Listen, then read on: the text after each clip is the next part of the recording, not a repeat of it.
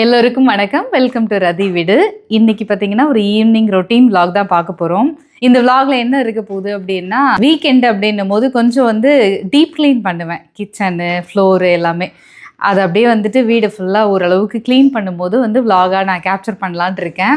Last shorts video பார்த்தீங்கன்னா, கோலம் போடும்போது வெள்ளை கலர் கோலம் மாவு கிடைக்கல அப்படின்னு சொல்லியிருந்தேன். ஃப்ரெண்டு இமீடியட்டாக பார்த்த உடனே வாட்ஸ்அப்பில் கனெக்ட் ஆகியிருந்தாங்க. என்ன சொல்லியிருந்தாங்கன்னா, நம்ம அரிசி மாவு கலந்து அப்படியே போட்டால் நல்லா இருக்கும் அப்படின்னு சொல்லிட்டு, நான் அந்த மாதிரி அரிசி மாவில் ட்ரை பண்ணதில்லை. அரிசி ஊற வச்சு அரைச்சி அது மாதிரி போட்டிருக்கேன். சரி ட்ரை பண்ணி பார்க்கலாம். ஏன்னா எப்படியும் போடணும், டெய்லி போடணுன்றதால அது பிளான் பண்ணியிருக்கேன். அப்புறம் நானும் ஒரு சில விஷயம்லாம் யோசிச்சு வச்சுருக்கேன். அதெல்லாம் அடுத்த vlogல ஷேர் பண்ணலாம் அப்படின்ட்டு இருக்கேன். நான் ரெடி பண்ணும்போது ஷேர் பண்ணுறேன். ஸோ இந்த vlogக்குள்ளே போயிடலாம் வாங்க. நான் எல்லா நாளும் வேக்யூம் கிளீனர் போட மாட்டேன். நான் கடகடன்னு தொடப்பத்த எடுத்து வேகமாக ஒரு பெருக்கு பெருக்கிட்டு, அதோட ப்ரேயர்ஸ் பண்ணணுன்னா பண்ணிவிட்டு குக்கிங் வேலை ஸ்டார்ட் பண்ணிடுவேன். ஆனால் பசங்களோ ஹஸ்பண்ட் யாராவது வேக்யூம் போடுறதுக்கு சப்போர்ட் பண்ணுவாங்க. என்னை பொறுத்தளவுக்கு நம்ம வீட்லேயே ஏகப்பட்ட வேலை இருக்கும். பார்த்தா வீட்டு வேலை செய்கிறது ஈஸி கிடையாது. 24 மணி நேரமும் 365 நாளும் வேலை இருந்துக்கிட்டே தான் இருக்கும். எப்பயாவது சில நேரத்தை தவிர. அதனால் வீட்டில் உள்ளவங்க கிட்ட ஹெல்ப் கேட்குறது தப்பு கிடையாது என்னை பொறுத்தளவுக்கு. அதனால் அவங்க போடுவாங்க. வேக்யூம் போடாதப்ப நான் கடகடன்னு பெருக்கிப்பேன். இப்படி தான் எங்கள் வீட்டில் டேஸ் ஓடிட்டுருக்கும்.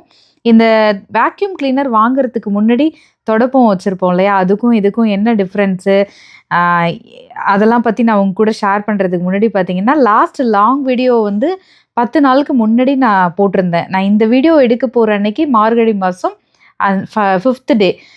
இன்னைக்கு தான் வீடியோ எடுக்கிறேன். என்ன ஆச்சுன்னு பார்த்தீங்கன்னா, லாஸ்ட் வீடியோலேயே நான் மொபைல் பர்ச்சேஸ் பண்ணியிருக்கேன் அப்படின்னு உங்ககிட்ட சொல்லியிருந்தேன். அதுக்கப்புறம் என்ன ரீசனால் வாங்கியிருந்தேன் அப்படின்னு சொல்லியிருந்தேன்.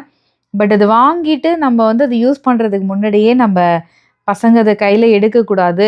அது வீடியோ எடுக்கிறதுக்கு அதுக்கப்புறம் அது ஒரு கபோர்டில் வச்சோன்னா தூங்கிட்டு மட்டும்தான் இருக்கணும். நம்ம கண்ணிலையும் அதிகமாக படக்கூடாதுன்னு பாஸ்வேர்ட் செட் பண்ணேன். பாஸ்வேர்ட் செட் பண்ணிவிட்டு 1 டே எடுக்கலை. ஒரு 2 டேஸ் கழித்து லாங் வீடியோ எடுக்கலாம் அப்படின்னு சொல்லிட்டு ஷார்ட்ஸும் நான் அந்த டைம் போடவே இல்லை. அப்புறம் பார்த்தா அதுக்குள்ளே பாஸ்வேர்டை மறந்துட்டுருக்கேன். ஆக்சுவலி மொபைல் பாஸ்வேர்டு மறந்தது பெரிய பிரச்சனையாக போயிடுச்சு. நான் கிளாஸில் சொன்னதே லாங் வீடியோ நிறையா போடுறேன் அப்படின்னு சொல்லிட்டு. பட் அன்எக்ஸ்பெக்டடாக மறந்துட்டேன். அப்புறம் வீக் டேஸாக போயிடுச்சு. ஹஸ்பண்ட் நார்மலாக வர்றதுக்கே டைம் ஆகிடும் ஈவினிங்க்கு மேலே. அதுக்கப்புறம் அவங்களையும் கூப்பிட்டுட்டு அழைச்சிட்டு அதில் பாஸ்வேர்டை ரீசெட் பண்ணணும். ஐ மீன் அந்த பாஸ்வேர்ட் தெரியல எங்களுக்கு. அந்த ஷாப்க்கே தான் கொண்டு போகணுமா, இல்லை அந்த நம்ம பர்ச்சேஸ் பண்ண ஷாப்பில் அதை பண்ணலை அப்படின்னா அதுக்கப்புறம் என்ன பண்ணுறதுன்னு யோசிக்கணும்னு சொல்லிட்டு அப்படியே கொஞ்சம் ஃப்ரீயாக விட்டுட்டேன். நான் எவ்வளோ யோசிச்சு பார்த்தேன். என்னால் பாஸ்வேர்டு ஞாபகப்படுத்தி திருப்பி யூஸ் பண்ண முடியல மொபைலில். சரி ஒன்றும் பிரச்சனை இல்லை, டென்ஷன் இல்லாமல் இருக்கணும் அப்படின்றதுக்காக கொஞ்சம் அமைதியாக இருப்போம். கூட ஒரு 10 நாள் கழித்து லாங் வீடியோ எடுத்தால் ஒன்றும் குறைஞ்சி போக போகிறது கிடையாது அப்படின்னு சொல்லிட்டு, அந்த இருக்கிற பேட்ரி கொஞ்சம் போயிட்டு போயிட்டு வரும் இல்லையா, அதில் மட்டும் வச்சு 2 நாளைக்கு ஒரு வாட்டி ஷார்ட்ஸ் வீடியோ மொபைலில் அப்லோட் பண்ணிகிட்டு இருந்தேன். இதில் இருந்துமே நான் ஒரு லெசன் கற்றுக்கிட்டேன். ஏதாவது ஒரு விஷயம் பிரச்சனை ஆயிடுச்சு அப்படின்னா டென்ஷன் எடுக்காமல் அமைதியாக விட்டுறணும். அதுக்கே கண்டிப்பாக ஒரு சொல்யூஷன் வந்துடும் அப்படின்னு சொல்லிட்டு நேற்று தான் போயிட்டு ஷாப்புக்கு எடுத்துகிட்டு போய் அவங்க கையில் கொடுத்தோன்னா 1 செகண்டில் அதை பாஸ்வேர்டு ரீசெட் பண்ணி மொபைலை கையில் கொடுத்துட்டாங்க. அவ்வளோதான் முடிஞ்சிருச்சா அப்படின்னு சொல்லி நானும் ஹஸ்பண்டும் கேட்டுட்டு சரி ஓகே ரைட்டு அப்படின்னு வாங்கிட்டு வந்துட்டோம். அப்படியே பேக் டு இந்த க்ளீனிங் vlogக்குள்ளே வந்துடலாம். நாங்கள் தொடப்பம் யூஸ் பண்ணும்போது நிறைய ப்ளஸ் இருக்குது. அதில் என்னென்ன ப்ளஸ்ன்னு பார்த்தீங்கன்னா, தொடப்பம் கம்மி விலை, எல்லாராலையும் வாங்கிக்கவும் முடியும். அதுக்கு கரண்ட்டு தேவை கிடையாது. சின்ன சின்ன பிளேஸ்லேயும் கடகடன்னு க்ளீன் பண்ணிடலாம். அதெல்லாம் ஒரு அட்வான்டேஜ். ஆனால் அதே தொடப்பம் யூஸ் பண்ணும்போது டிஸ்அட்வான்டேஜ் என்ன அப்படின்னா, சின்ன சின்ன மைன்யூட்டான அந்த தூசிலாம் கூட பார்த்திங்கன்னா நம்ம சுவாசிக்கும் போது அலர்ஜி ஆகிடும். எனக்கு அப்படி தான். இந்த குளிர்காலம் வந்தாலும் இருமல் வந்துச்சுன்னா டக்குன்னு அவ்வளோ சீக்கிரம் போகாது. அப்படி இல்லைன்னா இப்போ நம்ம வீட்லேயே பேர்டு 2 இருக்குது. அந்த பேர்டே பார்த்திங்கன்னா ஒரு ரூமில் கார்னராக ஒரு இடத்துல தான் இருக்கும். அதில் இருக்க பொடியான அந்த முடி கூட வந்து அலர்ஜி ஆக்கிடும். நமக்கு ஏதாவது உடம்பு சரியாம ஆக்கிடும். அந்த மாரி நெறைய பிரச்சனை இருக்கும்போது தான் நம்ப மைலோ கொண்டு வந்ததுக்கப்புறம் வேக்யூம் கிளீனர் வாங்குனது.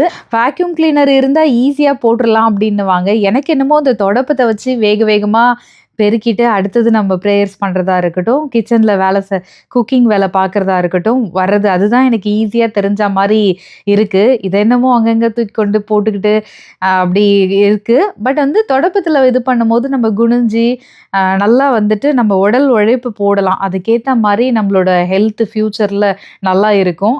தொடப்பம் பத்தி இவ்ளோ விஷயம் என்னோட எக்ஸ்பீரியன்ஸ ஷேர் பண்ணேன் இல்லையா? ஆனா வேக்யூம் கிளீனர் யூஸ் பண்ணும்போது பார்த்தீங்கன்னா, சின்ன சின்ன தூசியையும் வந்து அழகா வந்துட்டு கிளீன் பண்ணி எடுத்துருது.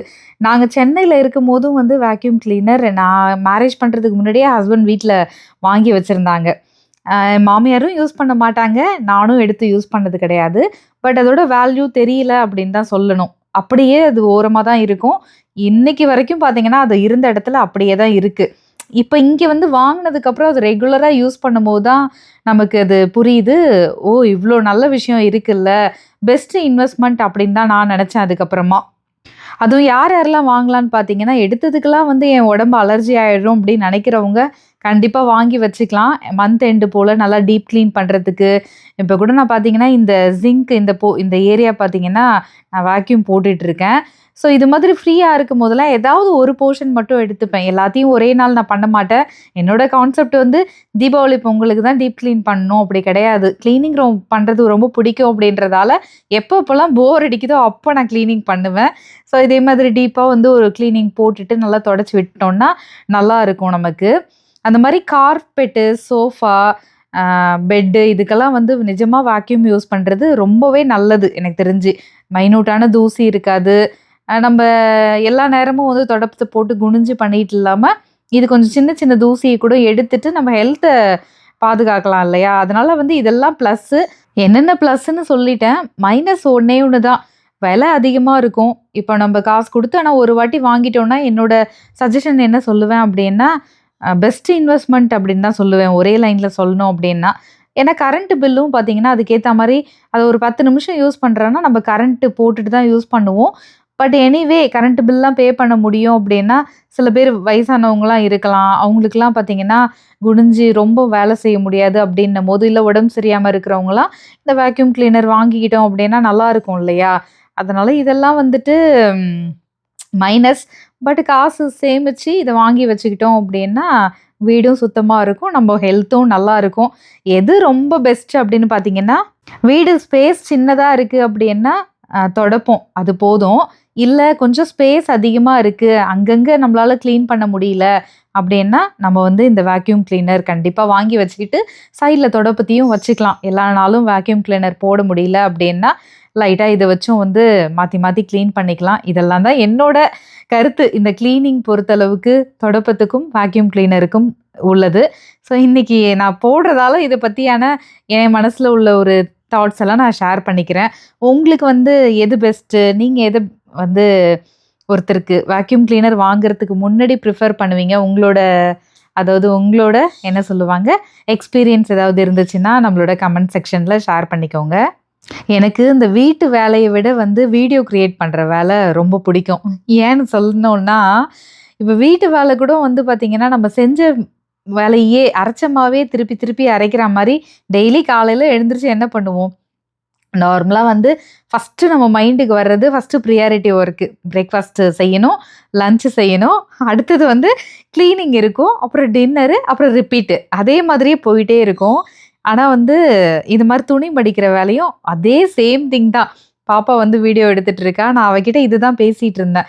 நைஸா இப்போலாம் வந்து அவங்கள கொஞ்சம் கொஞ்சம் இந்த துணி மடிக்கிற வேலை, நான் போட்டு காய வைக்கிற போட்டு வச்சுருவேன். ஒயிட் துணி வாஷ் பண்றது தனியா போட்டுருவேன். கலர் துணி வாஷ் பண்றது தனியா போட்டுருவேன். ஏன்னா, இந்த ஒரு வேலை செக்ஷன் மட்டும் எனக்கு என்னவோ தெரியல பிடிக்கவே பிடிக்காது. அப்புறம் அவங்கவங்க துணிய அவங்கவங்க மடிக்கணும் அப்படின்னு சில நேரம் சொல்லுவேன். அப்படி இல்ல அப்படின்னா, நான் மடிச்சு வச்சா எடுத்து வைக்கணும்னு சொல்லுவேன். அப்படியே வந்து கொஞ்சம் கொஞ்சம் எனக்கு பிடிக்காது அப்படின்றதால, அவங்களுக்கு அந்த வேலைய அப்படியே பிரிச்சு குடுத்துருவேன். என்ன பொறுத்தளவுக்கு அது நல்ல விஷயம் தான். அதனால நல்லது தான் நடக்குமே தவிர அவங்களும் வந்து வீட்ல வந்து இதெல்லாம் வேலை இருக்குன்றது தெரிஞ்சுக்கிட்டும் அப்படின்றதுக்காக. பட் கிளீனிங்கு, அந்த ஒரு விஷயத்த ஆர்கனைஸ் பண்றது, டெக்கர் பண்றது அதெல்லாம் எனக்கு ரொம்ப பிடிக்கும் அப்படின்றதால அது பண்ணுவேன். ஏன்னா, அது புதுசு புதுசா தான் நம்ம யோசிக்கணும். செஞ்ச வேலையே திருப்பி செய்ற கான்செப்ட்டுக்குள்ள அது வராது. நம்ம ஒரு பொருள ஃபர்னிச்சர வீட்லருந்து ஒரு இடத்துலருந்து இன்னொரு இடத்துக்கு மாத்துறோம் அப்படின்னா, எங்க வைக்கணும்னு யோசிக்கணும். அதே மாரி இந்த வீடியோ கிரியேட் பண்றதும் எனக்கு ஏன் பிடிக்கும் அப்படின்னா, ஏதாவது ஒரு விஷயம் வந்து நம்ம ரெசிபியே போட மாட்டோம் நம்ம. திருப்பி ஏதாவது ஒரு புதுசா ட்ரை பண்ணலாமா அப்படின்னு நான் யோசிக்கிற விஷயத்த தான் வீடியோவா கிரியேட் பண்ணுவேன். அது எல்லா நாளும் கண்டிப்பா இருக்கவும் இருக்காது.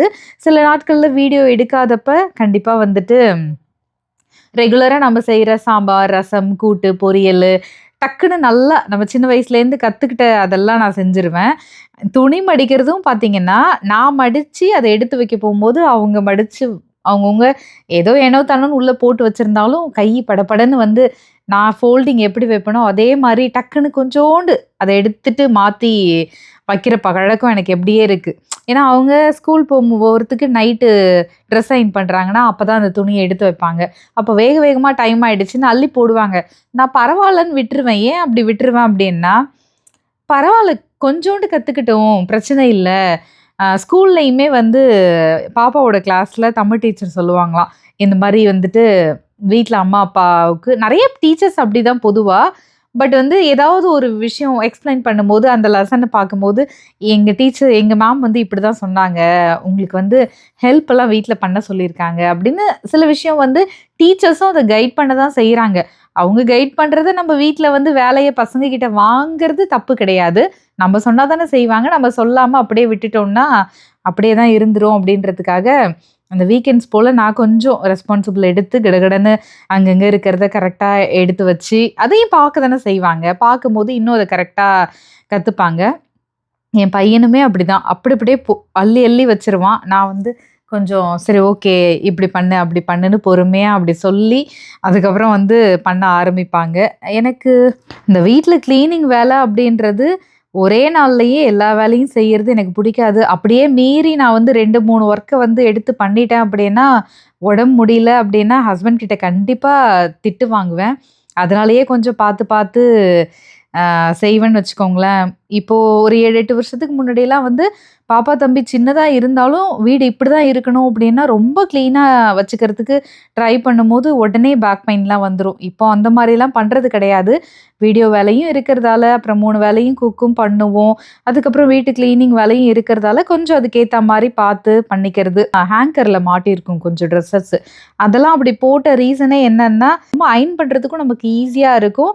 டக்குன்னு நல்லா இருக்குமே அப்படின்றதால, அதெல்லாம் வந்துட்டு பிளான் பண்ணியே ஹேங்கர் வாங்குனோம்.